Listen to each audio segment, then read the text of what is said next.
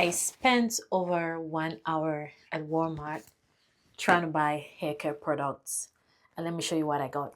But first, the exciting thing about doing my hair and buying products for my hair is now I know what my hair wants.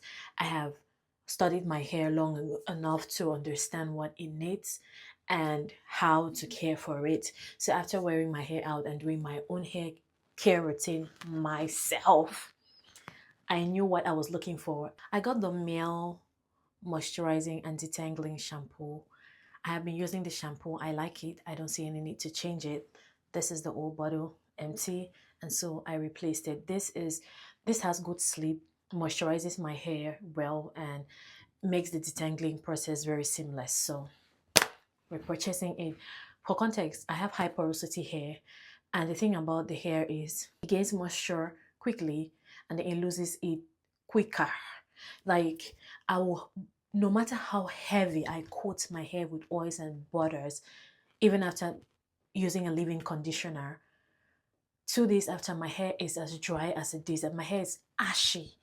Like, okay, ashy is like a skincare lingo. I don't have much hair care lingo, but you get it's very, very dry. But my focus now is how to retain moisture and hydration in my skin while growing my hair. Yeah, this shampoo, if you have high porosity hair, you should consider getting something like this.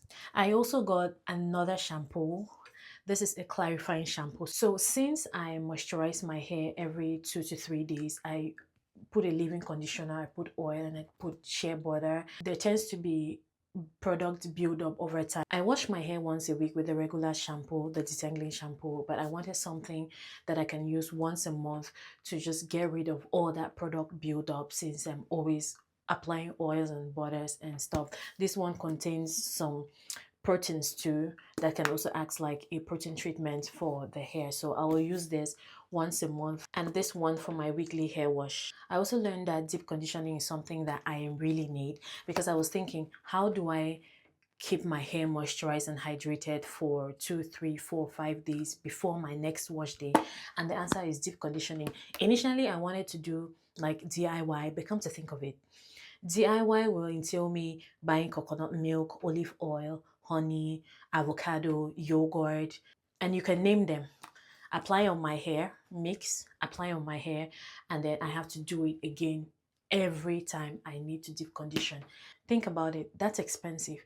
The cost of buying all these ingredients to DIY is already like 2 times the price of a well-formulated deep conditioning mask. And then come to think of it, I have to come to the house, I have to measure. I'm not even sure I'll get the proportions right, but that aside, the mess, the stress, the hassle, it's just not worth it. That's why I don't like DIYs. If I know or see a well-formulated product that will give me the results I want, I will get it. Plus DIYs are just temporary, like it will just give you that momentary hydration, moisture, and softness in your hair just for that time, or maybe last up to 3 days.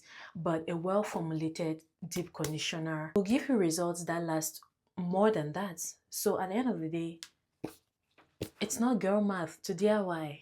Just get a product that will give you the results, well formulated, and live your life. In my opinion, I'm not like, bashing those who do DIYs, but yeah, that's just not me. I got this for about $10, and my friend has mentioned this. She said she used it and it was so good. And while I was searching online for a deep conditioning treatment that suits high porosity hair, I got this recommendation, and so we'll see. I'll use this once a week. Lastly, the leave-in conditioner from Camille Rose. This is a honey leave-in conditioner. When I first saw this product, I was like, is this not honey? Like, what's the difference between this and this? Well, I can eat this one and maybe not this one, because I had to actually check if this is just not honey. And it's not. It contains other ingredients. It has aloe vera, orange fruit extract, lemon fruit extract, and a whole lot of other things. Now you see why DIY just doesn't cut it, because I can put this in my hair as a leave-in conditioner and go my way, but I cannot put honey in my hair. I will have to wash it. I cannot put honey in my hair as a leave-in conditioner and go about my day the bees would chop off my head. So yeah, this is honey, but this is better for my hair than this,